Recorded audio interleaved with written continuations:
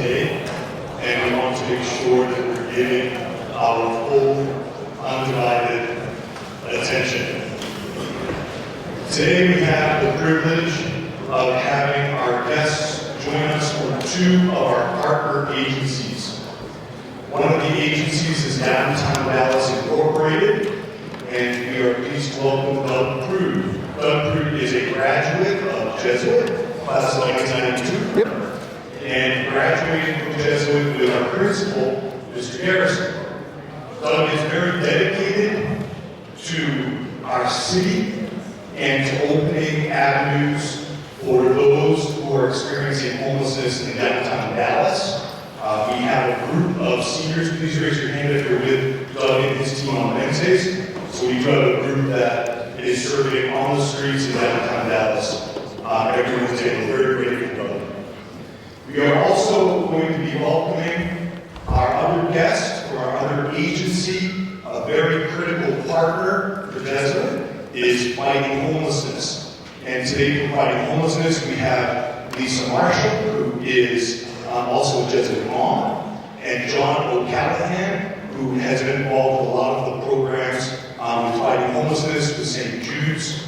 Raise your hand if you are with fighting homelessness on Wednesday morning. All right. Quite a few. We have 8 guys who are there every week, and we have 3 others who are in rotation. We are very grateful for those partnerships as well that focus on that housing first, human dignity approach. We're excited to have our guests with us today. Mr. Luisi is going to be hosting them for a conversation, and we'll also be opening it up to your questions in just a little bit. Thank you. Thank you, Mr. Chair. So Lisa and Doug, thank you so much for being here with us today. You're part of our second unit of the social justice and public policy class. If I had to summarize the whole course, it's basically a capstone experience for their judgment career to answer questions like, what is justice? What does it mean to be a man for others?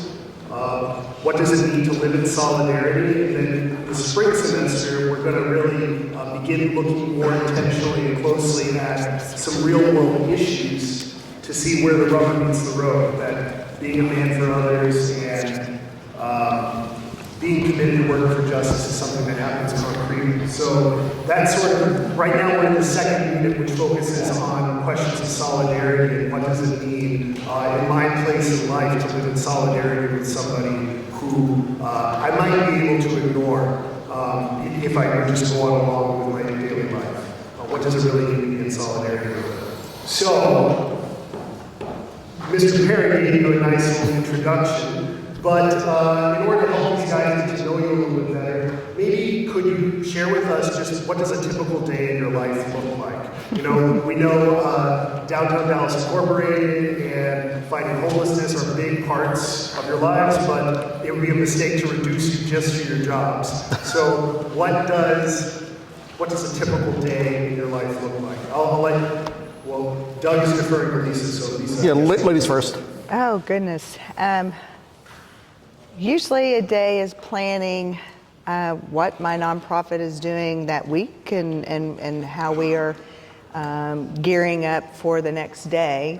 As he said, I am also a mother. My husband graduated in '83, and then I have a 2012, a 2017, and a 2018 grad from Jesuit.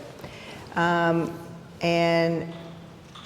you know, my life really revolves around my passion, and that is just to advocate for people who can't advocate for themselves, to work with a population that is overlooked on a daily basis, and to find ways to get their voice heard. Fantastic. You asked me to go deep, so I wake up, shower, walk the dog, feed them. Is that what you wanted? Yeah. There you go. Kiss the wife, and I'm on the train and headed downtown. Really, then it's I'm on the economic development side mainly. The homeless outreach department is separate from me, and really my job is to just build the relationship between Jesuit and the homeless outreach folks. But I get to work and I immediately make my 3 things to do list. I find if I accomplish 3 things before noon, I feel pretty good for the rest of the day. So, and those things can vary. Then then my first path across with the homeless outreach department is we get our list of be on the lookouts, BOLOs, and these are not necessarily unhoused individuals. These are individuals who the police are looking for, who may be disguised as unhoused individuals. But we go over those, and I see how if they have in any way affected our stakeholders, the people who own private property in downtown Dallas. Then we usually have a morning briefing of some sorts, and then it's looking through my regular news sources for anything relevant.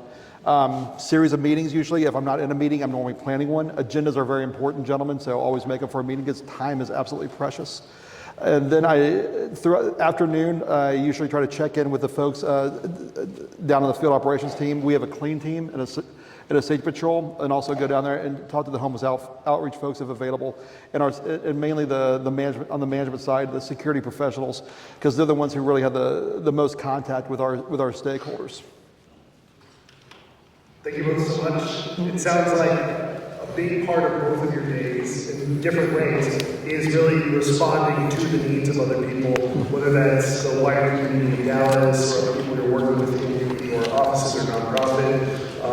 And so part of this unit that's focused on solidarity really is about, okay, we talk about men for others.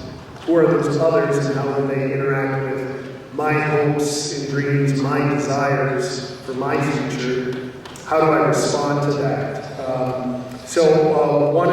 Maybe you're familiar with the spiritual exercises of St. Ignatius of Loyola. Mm-hmm. It's one of the reasons why we have a school here. Everything the Jesuits do is motivated by these exercises. And so one of the tools that we looked at recently in class was St. Ignatius' meditation on the two standards. And just to get everyone here refreshed on it, what Ignatius invites us to do in that meditation is, it's actually kind of a little dark and scary for part of it, because he asks us to imagine on one side of the battlefield, because he was a soldier, the army of Satan about to go into the world and trick people by seducing them with to do bad things, but through things that seem good, with riches, honor, pride, to make that the center of people's lives. And then, once Satan's got us that way, we're all messed up and tricked up. But then on the other side of the battlefield is Christ. And what's he doing? He's talking to real people, and he's inviting them to choose a path of humility, of simplicity, really of poverty, right? Going back to what Christ says to that rich young man, leave everything and follow me in Scripture. So St. Ignatius invites us to imagine this and to see, where do I find myself more drawn? And honestly, I always find myself, I'm kind of scared about the ways that I'm drawn towards the way of the world on one end, and I want to be more drawn toward Christ. So I know that's a big meditation that I'm laying on both of you. But our students have been using this meditation to map sort of the tensions in their own life. They're about to go off to college, and they're thinking about, these are my ambitions. And so how do I use them for myself, or do I use them to help other people? And so I wonder, do either of you have moments in your life, or what comes to mind when you think about those tensions between, hey, I could do this for myself, but also other people's needs matter. Where do I find myself caught in those tensions? So maybe the desire to serve. I can tell you my experience when I first left, or when I first graduated and went off to college. I remember staying in touch with some of my buddies, and a lot of us were looking for outlets, looking for ways to serve the community, because it's kind of ingrained in you when you get out of here, and you feel a duty, a desire to continue it. And most of us just went crazy. It was I still give blood at every opportunity that I get. I think that's the lowest bar for serving your community, quite frankly. I just lay there and they pump it out of me, so it's pretty simple. But a lot of us ran off. I did Habitat for Humanity. I volunteered at shelters. And then I sat back and I read a book. It was called, actually I'm rereading it right now, The Meditations of Marcus Aurelius. He was anyone? Marcus Aurelius? No. Okay. Thank you. Fantastic. So he was a Stoic Caesar, emperor, pardon me, of Rome, and he looked inward, if you will, on how other people affected his day and how he could best serve them. And I thought about it. And keep in mind, I graduated in '92, so we're all back then. This is the third time the world tried to save the planet, and we had a saying that was "Think globally, act locally." So I started thinking about, like, what can I do? What are the small things I can do here and there? Is it helping out a neighbor? Is it reaching out within my community to see what I can do and wherever I am? And I found those small things really have a greater effect than the bigger things to me. If I can reach out and help someone next door, I think it influences them to continue that trend and to continue to help. So I'm constantly looking for those little things. And the opportunity for you guys to volunteer came along at one of those points. I keep wanting to call him Tom. Mr. Garrison came to visit me at my office. And I gave him a quick tour, and the boys who work there know we went downstairs, and he saw the facility down there and was really impressed with it. And I got to thinking, we've got a great program here. And I know that we provide a safe environment, and we have professionals who can absolutely educate these kids, and that the boys could really add something to us on Wednesday mornings. And to me, that was it was a couple of emails for me, to be honest. But that made a difference in hundreds of people's lives already. The folks that the volunteers have reached to help lift them out of homelessness or build the relationship for us to continue with and help lift them out of homelessness has absolutely been extremely important in our mission. So I guess to answer your question, I'm always looking for the little things around my community and what I can do to help. I wish I had a bunch of money to donate, but I just don't. Thank God I still have a strong back and a big heart, so I can still always offer time. And I do what I can here. Who here is on scholarship? Raise your hand if you're on scholarship. We only have one. Good Lord, you guys can wear them out? Hands up, I can't see. Thank you guys. Yeah, so every year I work on the alumni phone-a-thon to get my classmates to donate more money, because I had a lot of classmates that about half my classmates went through on some sort of financial aid or scholarship. It's extremely important to me that those opportunities are out there for guys like y'all who want to come to school and learn the same lessons I did. So giving here or starting here with opportunities like phone-a-thon and calling your buddies and asking them to give a few bucks is a great first step. Oh. I could continue to rant if we're having technical issues if you like. While we're in the microphone situation, Lisa, you're going to go? Okay. Sorry. So I would say that the main thing is you don't have to do big. Like he had mentioned, because what happens with your giving and your willingness to give and to do for others begins to grow. And when you see Christ in others and you can really be vulnerable enough to see that we're all created equally in God's image.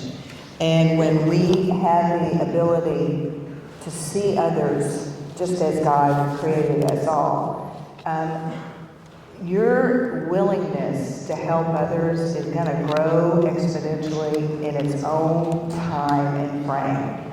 You don't have to go seeking, but just even when you do go to college, being aware of other kids that may be underserved. They may be your roommate on financial aid. They may be there on scholarship. They may be there and away from their families or people that they're comfortable with because they're in a new environment. Just being able to see them and help them, those are little baby steps. And then you learn and you really understand, oh my gosh, they're just like me. They're just exactly made in the image of Christ as I was. I do a prison ministry at a all-male prison every Monday. And honestly, when I'm in prison with 108 men and just me, I see Christ in all of them. They're in a faith-based dorm. We all are on the same page, seeking guidance through our faith and our spirituality. And I see God in all of them. And it makes, I leave there way more filled than I would be in sometimes a church building or a building where I'm hearing some other religious sermon, because I see people who want the same thing. And it's just hope, and it's goodness, and it's passion, and it's what we do for humanity is what makes us move forward. Thank you both. And what I hear common for both of those responses is like an awareness. And like every day at school we have that tool that we pray the examine, which is a prayer rooted in growing in awareness of how has God been present to me in my day and how am I called to respond. I really appreciate the things like you both mentioned that were really simple, because I think sometimes we can get distracted by, oh, I have to do something really dramatic if I'm going to follow Christ.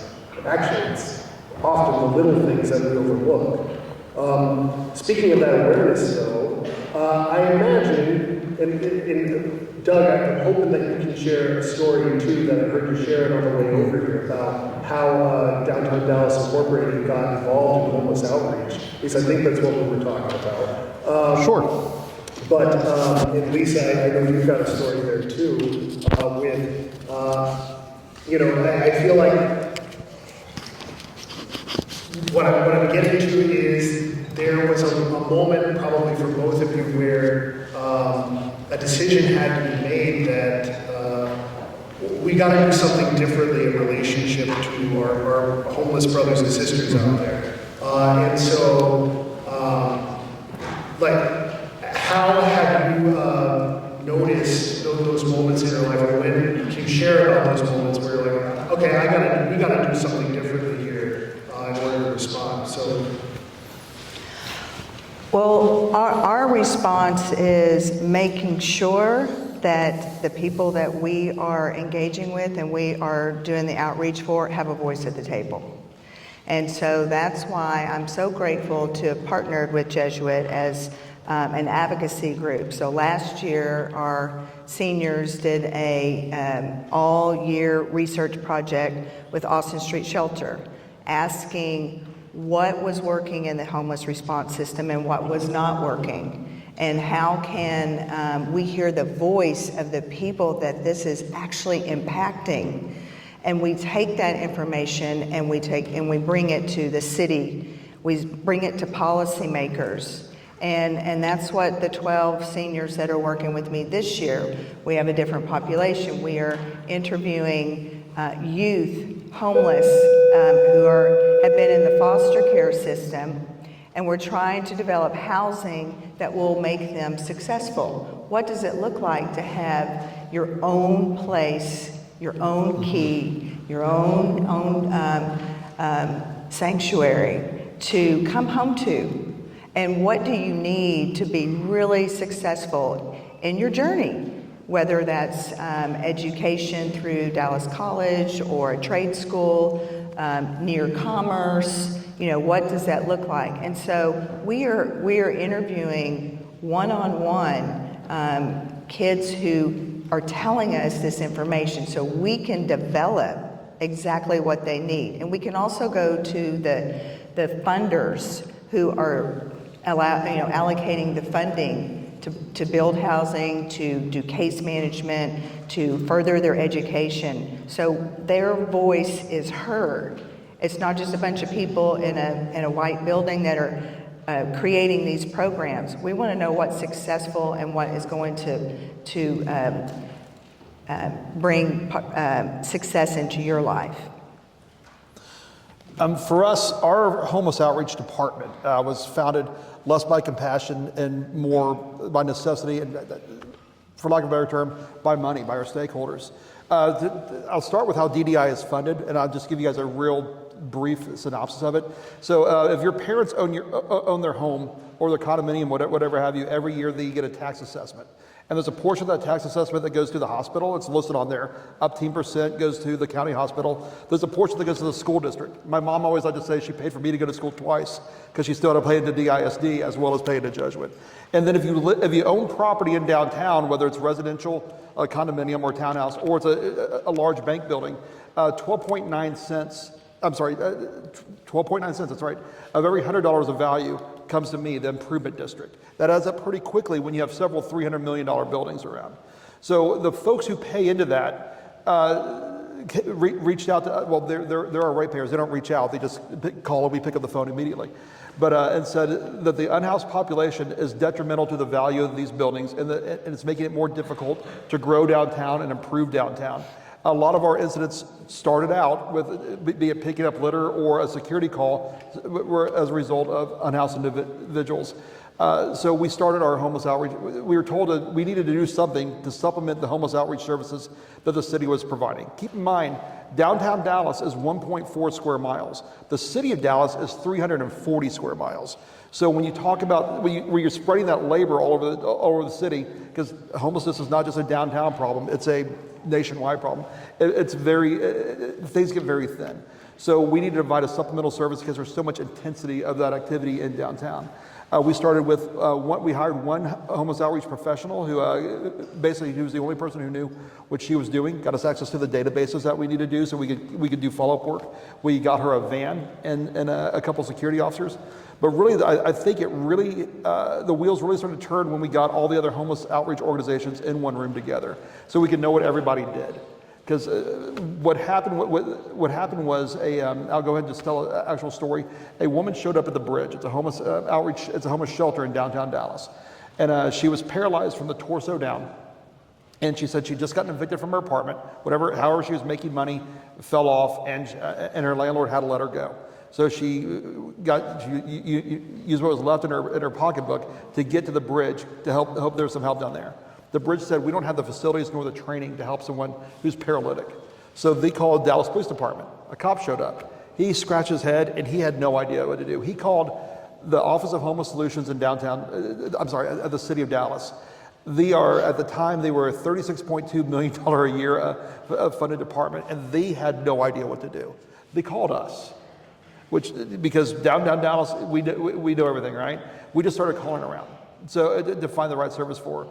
So the thing that people understand, we use the term unhoused or homelessness. It's a big umbrella term. There's a lot of different types of individuals underneath it. It could be a woman escaping a really bad situation. It could be a kid who was thrown out of his house for whatever reason, who got on the Greyhound and wound up in downtown. It could be an addict of some sorts. It could be a veteran experienced PTSD, and so on down the road. All ages and genders under the sun.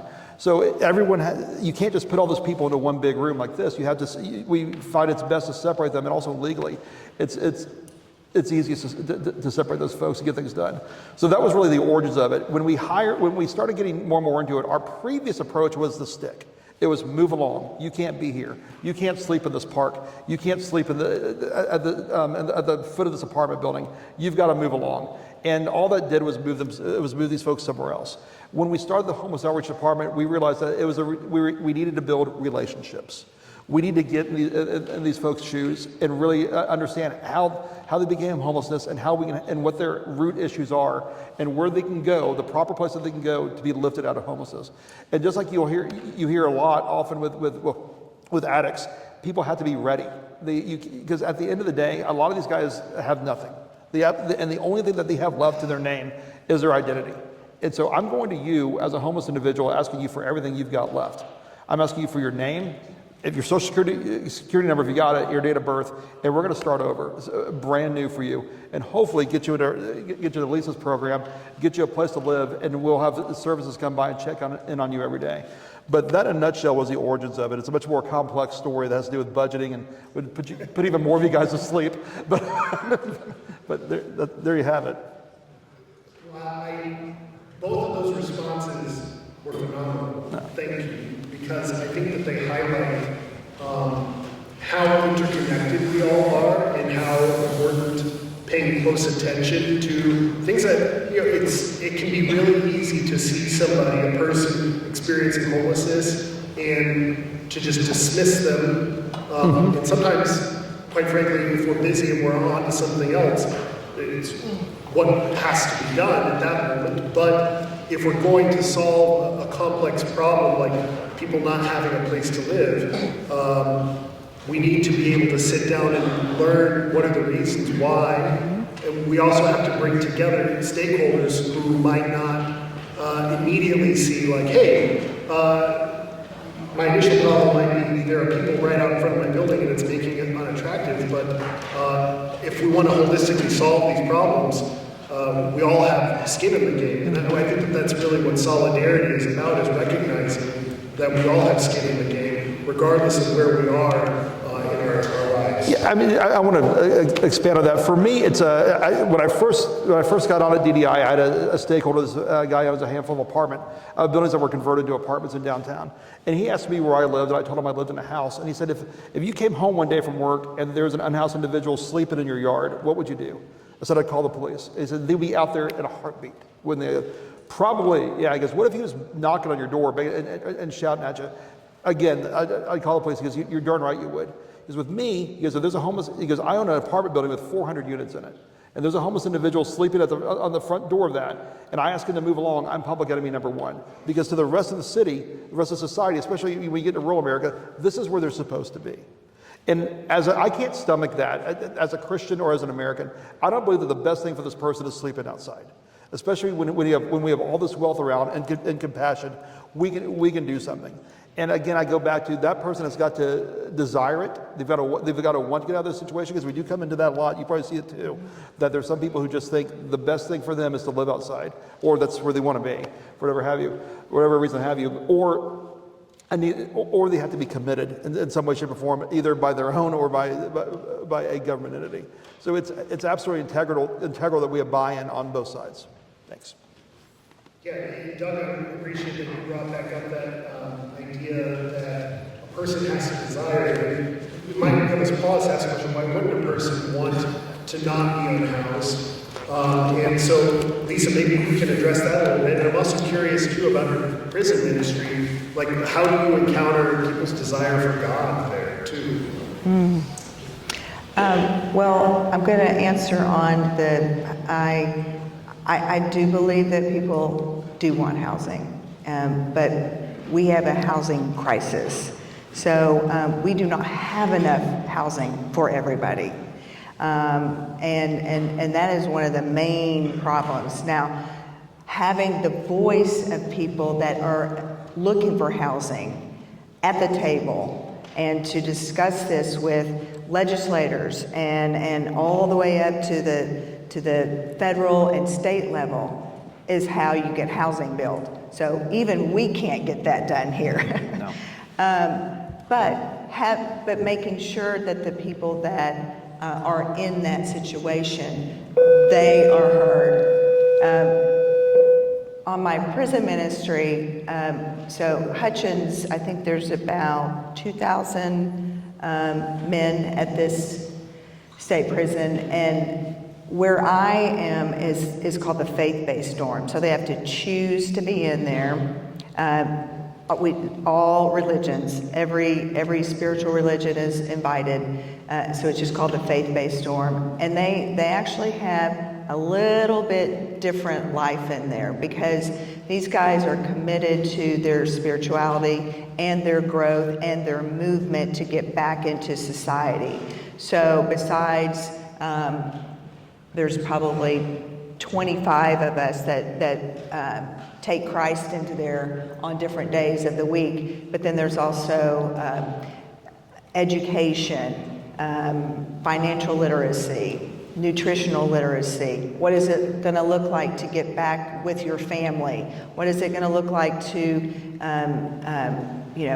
pick up from what got you in here to what's going to keep you from returning here? And the men that I deal with, they all have the desire to not come back in there. But what I see, I don't just see men who are trying not to come back in there. I see men that have found the answer to the situations that may have brought them into this situation. They were missing their relationship with God. And so now when they have that and they see that there is a God to take off the heaviness, the shame, the guilt, the disappointment, the all of the things that may have led up to that incarceration. And now you know, I'm going to go back out there, back into my family as a new man. And so it is so, it makes my faith even stronger, being able to see them work on their faith and to share what their trials are and how vulnerable they are to admit to their mistakes and to really want to do the right thing in Christ, to walk with Christ. And they are doing. They're not just reading the Bible, and they're not just praying. They are figuring out ways of, when I get out of here, how am I going to give back? What am I going to do that's going to make me continue to see Christ? And that's what I was alluding to at the very beginning. It's baby steps. We all build spiritual muscles every day. You're building spiritual muscles, becoming a man for others, so that when you get into college, you're going to share that knowledge. Maybe you're going to be with someone your roommate might not believe, might not understand the beauty of having Christ within them. And now you have the ability to share that with them. We're talking baby steps, but as you begin to grow in your spiritual maturity, the door will continue to open, and God hears your willingness and will continue to bring more and more and more opportunities for you to stretch those muscles, to gain more muscles, and to continue to do for more. You won't even need to look for things. I mean, opportunities are going to come to you, because once you've said, yes, I am willing to do, there's going to be plenty of work for you. Lisa, that is a beautiful segue when you think about what it means to be a man for others and the simple things that we can do and be aware of. My question for both you and Doug are, who are people that you admire as men or women for others? If you can think of one person, what have you learned from them? I'll go ahead. You're pondering this. James was kind enough to share the questions with us before he came, and I thought about this. It's a tough question to ask an adult. Who are your heroes? Who do you look up to? It's an odd one. And I'll be honest, gentlemen, it should, and it does. It changes as you get older, as you grow and you learn more. You continue to expand your horizons, and you meet more people. Of course, I still admire my parents, they're number one. First and foremost was their work ethic. Neither one of my parents were college educated. They both, as I would say, worked for a living. Every dime that we had, they earned, and they earned enough to send me through this great school and beyond into college and even graduate school. They're absolutely fantastic human beings, but they never forgot about other people. And my father was he was a Shriner. The guys who wear the funny hats. That was a big deal to his generation. But it's also, he didn't have the advantage of the colleges, so it's something he needed for his network. But he gave every opportunity he got. Be it sometimes he drove the truck to the state fair with the band in the back. Other times, every Christmas we go shopping for a kid in need, so that they could have a Christmas too. And he made it. And we also own, we were fortunate enough that, I mentioned that they worked very hard. They used that money to buy apartment buildings, and they weren't the best part of town. And my dad would always point out to me that these people don't have near what we have, and you had to keep that in the back of your head at all times. So first and foremost, I still look up to my parents. As you find people you admire, don't be scared to tell them. So I'm going to out myself a little bit. Man, I think, does Mr. Ersting still work here? Mike Ersting has been a big hero of mine since I graduated from this school. The man has absolutely never stopped learning, and even when I finished graduate school, I realized that I'm not done. A diploma doesn't mean you're finished learning. You can still go on. You can still expand your horizon. You can still read. You can still, learn about art and whatnot. My wife, I wasn't raised Catholic. I'm Protestant. My wife was. Every time we're lucky enough that we get to go overseas often, and of course you're going to go to a church because no one builds them like the Catholics. And I've become just enamored with the saints and the story of the saints. And she recently got me a couple of books on the stories of the saints. And as I look through them and read through them, people who absolutely changed their lives or rededicated their lives to serving others, and I find a lot of inspiration in those stories. I mentioned seeking out the little things, and those little stories absolutely help me. And it could be something simple. I live in a community where there's a lot of older people around me. I'm not scared to knock on their door. They just enjoy talking sometimes, or there's anything they can do. Something as dumb as fixing their TV or lifting something, right? But it means a lot to them. It doesn't have to be a big, noble gesture. So I guess, to answer it's kind of a convoluted thing. Who do I look up to? Mike Ersing, my folks, and a bunch of saints. but it does often change, and I try to find inspiration everywhere. In fact, I'm very proud. One of my classmates, Dan Tinker, just became Distinguished Alumnus of the Year. He's on my list now too. I look up to Tom Garrison here, who's dedicated his life to teaching you boys. So heroes are out there. They're everywhere. Just take what they give, but the best part of them with you. There you go. So I guess my inspiration are the homeless and insecure that I've come across since I've been working with. I met a gentleman by the name of Bobby. He's actually in my documentary. And when I met him in 2019, I didn't know what it was to not have hope.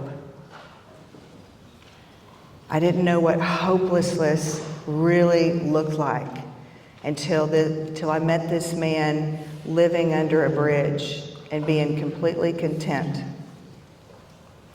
And I remember asking him, Bobby, I can help you get into a housing unit. Didn't want to have anything to do with housing because he had been incarcerated and was unable to work for a legitimate job because his paycheck was garnished, half of it, which pushed him into homelessness. And he felt responsible because when you're homeless for a long time, your community is now your family. Mm-hmm. And so he felt, wait a minute, why do I get to be the lucky one that's going to get housing? I'm going to be leaving 15 of my family members who depend on me to cook for them, to help them get around, to get ice in the coolers so we have a makeshift refrigerator, to get the cigarettes that we need just to get us by, maybe get someone to help us get to a shelter so we have food to put on that grill and eat. And so I kept trying to teach him that, Bobby, if you do it, they will follow. And so it was a lot of convincing to get this man to even consider. And once we did get into housing, guess where he went? Back to that bridge at Hickory. Almost every day. I moved him all the way to North Dallas. And he managed to get all the way down to downtown Dallas, to that bridge where all the rest of the people were. And they weren't getting the same opportunities until we really did a full sweep after COVID, and we had to get people off the streets. And so now they were handing out vouchers like candy, and people were getting housed, but they were all getting moved away from each other. And then they would congregate at this one laundromat, because everywhere where they lived was now boarded up. You couldn't go back to that scene where you lived underneath because it's now cleaned up by the city of Dallas and it's blocked off. And if you return there, you could go to jail. So now there's still this community. What do? I'm lost, right? But watching Bobby go through getting off the streets and then going through 3 open heart surgeries for his heart condition that he developed because of years of eating poor food, diet, and being on the streets. And then also being willing to share his story on a huge platform. We're talking documentary, and explaining how he got to where he got to, how he got out of it, and now he is on the street with my organization, Human Impact, working with people that are in his same situation. So he not only found hope, he found a renewed relationship with God that gave him the strength. He shouldn't be living. He absolutely should not be living. At one point, his last surgery, they left him open for 3 days at UT Southwestern because they did not think they were going to be able to close him up. He had more tubes coming out of him than I even knew that there were places to put tubes. But this man now is a walking, testament to others that you can get off the street, that you can find dignity, and you can move past that.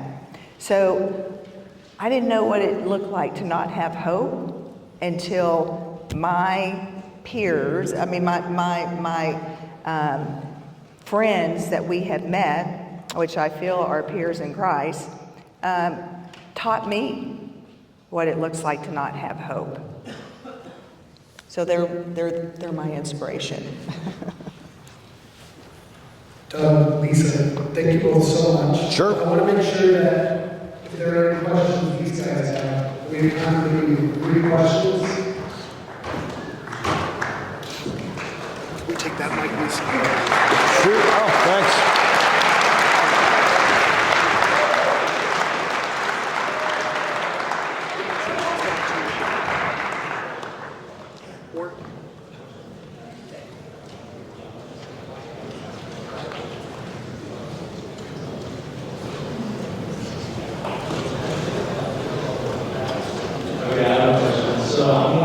What's your name? My name is Andrew.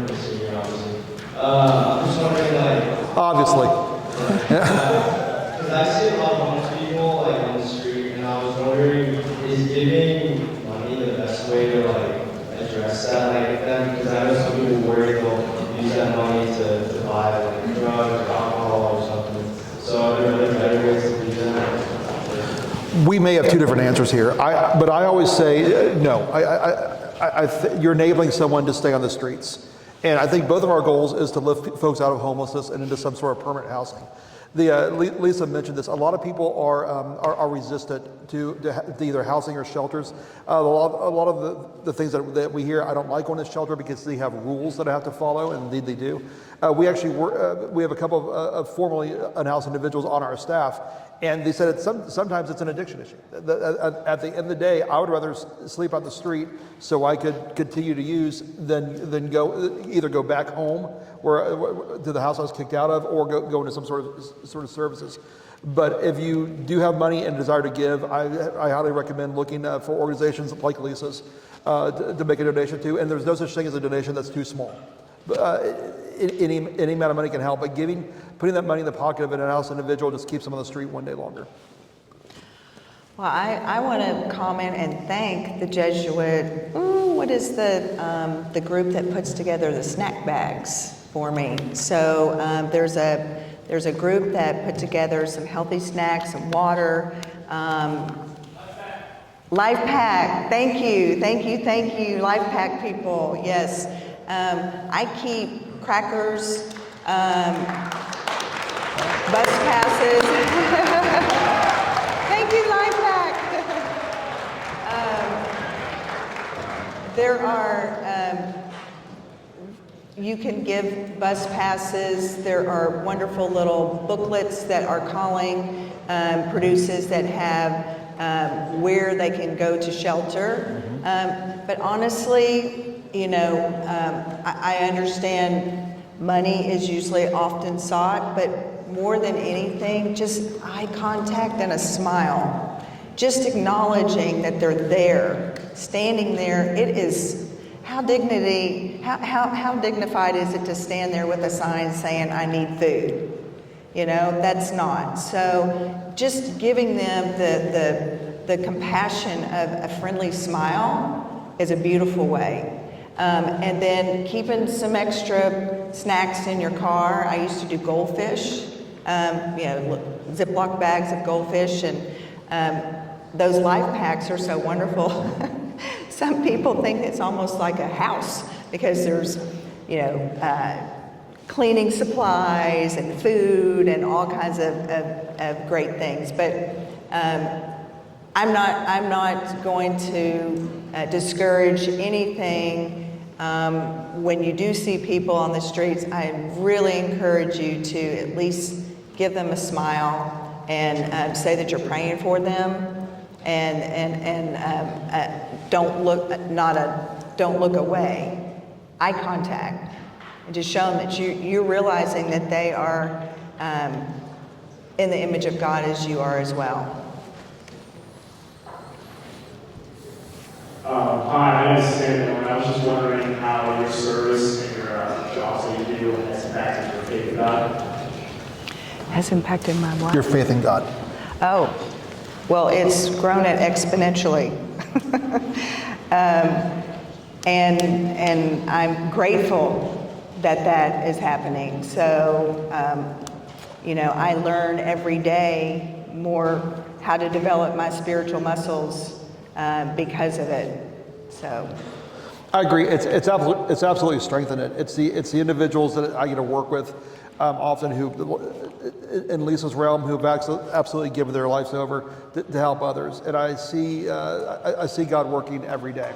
And working with folks from multiple faiths. We work with multiple churches in and around, and also outside of the downtown area, and also outside of it, who are willing to bend over backwards to help people they've never known, they've never met, and also people who have maybe even wronged them in the past. And these folks have the ability to forgive and turn the other cheek. So it's inspired my faith, and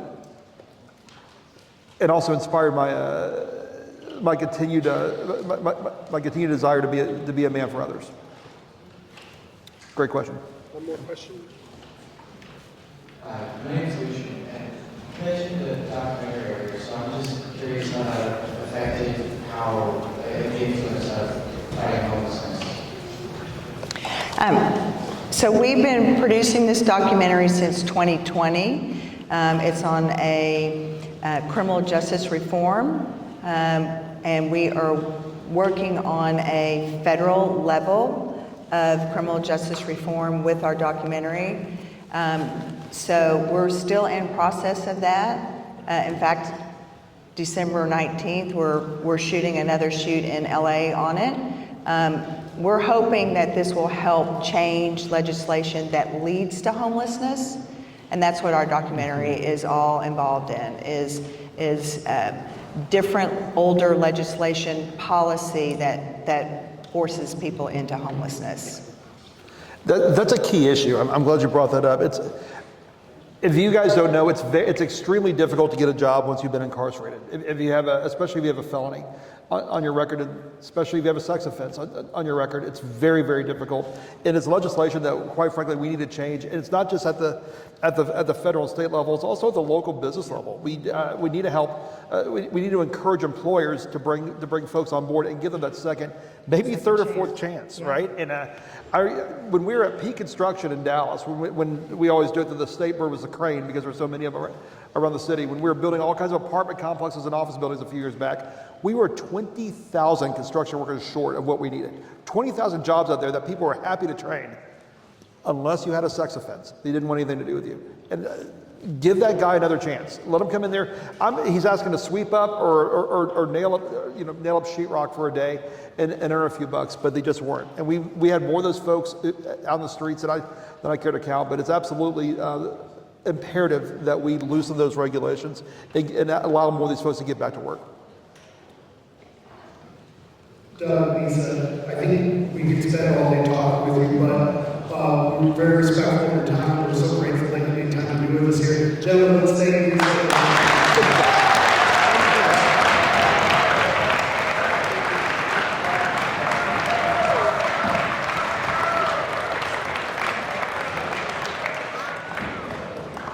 There are some instructions, so please listen carefully until I say go. If you are in downtown Dallas Incorporated for your service site, or fighting homelessness for your service site, again, when I tell you to do so, please come up front because we'll take some photos. The other thing is, we'd like you to take the next 10 minutes to think about your answers to the questions. The questions that you will answer in RangerNet are ever so slightly different than what you are answering on your sheet, but you need to discuss with your table groups the questions that you're answering on your sheet. So take the next 10 minutes